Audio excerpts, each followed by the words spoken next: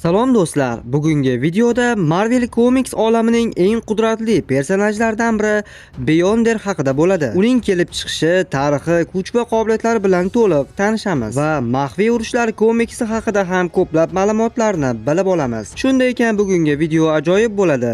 Siz esa videoga bitta like bosib qo'ying, biz esa boshladik.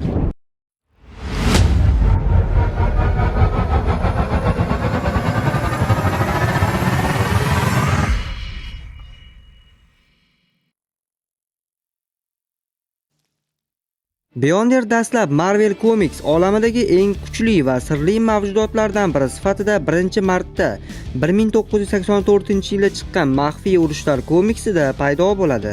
Beyonder bu Beyond Realm deb nomlangan o'lchovdan chiqqan mutlaq kuchga ega mavjudot bo'lib, milliard yoshda. U olamdagi hamma narsa haqida qiziqadi va insoniyatni tushunish uchun Yerga keladi. Beyonder nafaqat Marvel olamidagi, balki multi olamlardagi eng kuchli mavjudotlardan biri hisoblanadi. Uning asosiy kuchlariga kelsak, Beyonder istagan narsani yo'qdan bor qila oladi yoki yo'q qila oladi. Uning jismoniy kuchi cheksiz darajada bo'lib, sayyoralarni oddiy zarbasi bilan yoki telekinez qobiliyati bilan yo'q qilishi mumkin. Uning chidamligi esa Supermennikidan bir necha yuz barobar ko'proq hisoblanadi. Beyonder teleportatsiya orqali koinotning yoki multi olamlarning istagan yeriga bora olishi mumkin. Beyonder vaqt, makon, fazo, moddani o'ziga xos tarzda boshqara oladi. Bundan tashqari Beyonder olam haqida cheksiz bilimga ega bo'lib, koinot haqida barcha ilmlarga ega hisoblanadi. Beyonder har qanday shaklga kira oladi va tanasini istagancha kuchli moddalarga yoki materiyaga aylantirishi mumkin. Bu borada unga Dr. Manhattan, Sentry, Phoenix kuchiga ega Jean Grey, Galactus, hattoki qizil jodugarlar ham teng kela olishmaydi. Beyonderning kuchi cheksizlik toshlardan ham kattaroq bo'lib, istasa ularni yo'q qila oladi. Beyonder hozirgi eng kuchli qasaskorlar Thor, Kapitan Marvel, qizil jodugar, Doctor Strange'larni juda osonlik bilan yenga oladi.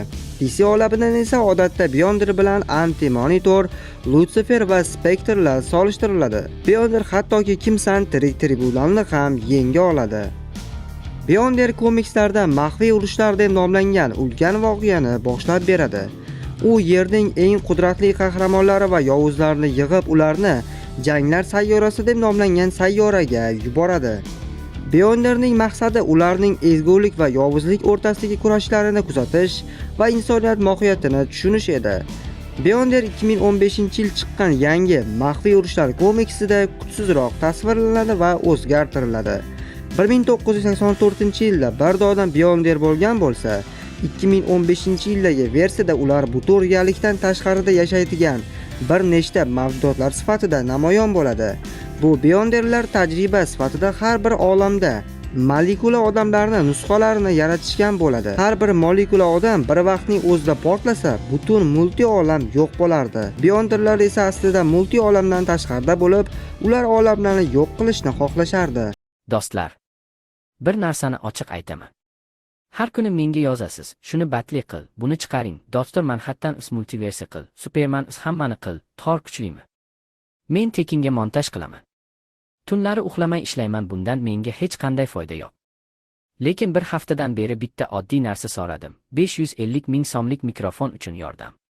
Agar 110 ta odam 5 ming so'mdan tashlasa bo'ldi dedim. Natija 0 ta odam. Gap 5 ming so'mda emas. Gap qo'llab-quvvatlashda. Agar sizga bu kanal qiziq bo'lsa, agar battil videolar yoqsa, agar siz haqiqiy muxlis bo'lsangiz, unda bu bizning umumiy loyiha. Kimdir yozishi oson, video qil aka. Lekin sifatli kontent uchun sifatli ovoz kerak. Men to'xtamayman. Baribir davom etaman. Lekin yonimda 10 ta haqiqiy odam tursa ham yetadi. Qolgani shunchaki tomoshabin bo'lib qoladi.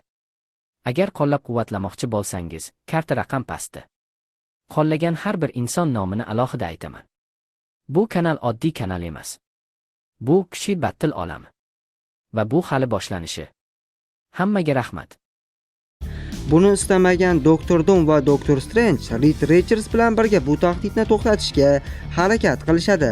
Bu komiksda Dr. Doom eng kuchli yovuz yoki koinotni qutqaruvchi qahramon sifatida namoyon bo'ladi. Natijada Doom Galactusni yengib qurolini olib qo'yadi va barcha molekula mellarni yig'ib, ularning kuchini jamlab Beyonderlarni o'ldiradi. So'ngra u Beyonderlarning kuchini o'zlashtiradi va yangi God Emperor dom nomi bilan tanilgan Battle World, ya'ni janglar sayyorasi degan yangi dunyoni yaratadi. Bu dunyo ko'pchilikka yoqmaydi, chunki domning boshqaruv tizimi erkinlikni cheklardi. Keyinchalik Mr. Fantastic Molecula Manni odamlar yaxshi ekanligiga ishontirib, birgalikda Doktor Domni kuchidan mahrum qilishadi.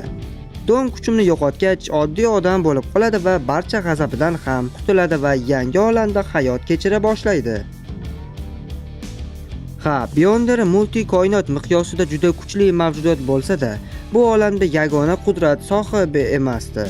Doktor Dom juda aqlli strateg edi. Molecula Man katta qudratga ega bo'lsa-da, uni boshqarib turish kerak bo'lgan. Reed Richards esa daho darajadagi intellektga ega edi. Bu komiksda sezgan bo'lsangiz, Tony Starkdan ko'ra Reed Richards ancha aqlliroq bo'lgandi va eng muhim rollardan birini bajargan. Doktor Strange esa Domning yordamchisi bo'lib katta tajribaga ega edi. Shunday bo'lsa-da, Beyonder Marvel olamidagi eng qudratli personajlardan biri hisoblanadi. Kelajakda Beyonder 2027-yilda chiqadigan Maxfiy urushlar filmida paydo bo'lishi mumkin. Ammo filmda barcha narsa o'zgarib ketishi ham mumkin. Chunki bu filmda qahramonlar juda ko'p bo'ladi va multi olamlarda juda ham ko'plab personajlar qatnashadi. Bu filmda asosiy yovuz albatta Doktor Dom bo'ladi. Lekin katta ehtimol bilan biz Beyonderni bu filmda ham ko'rishimiz mumkin. Mana Beyonder haqida barcha ma'lumotlarni bilib oldingiz. O'ylaymanki, bugungi ma'lumotlarim siz uchun foydali bo'ldi va kerakli ma'lumotlarni bilib oldingiz. Mana bugungi videomiz shulardan iborat edi. Agar videomiz yoqqan bo'lsa, videoga bitta like bosib, kanalga obuna bo'lib qo'ying. Bu bilan siz kanal rivojiga katta hissa qo'shgan bo'lasiz. Agar o'z savollaringiz yoki fikrlaringiz bo'lsa, albatta izohlarda yozib qoldiring. Sizlar bilan Sardor bo'ldi. Keyingi videolarda ko'rishgunchayizlar.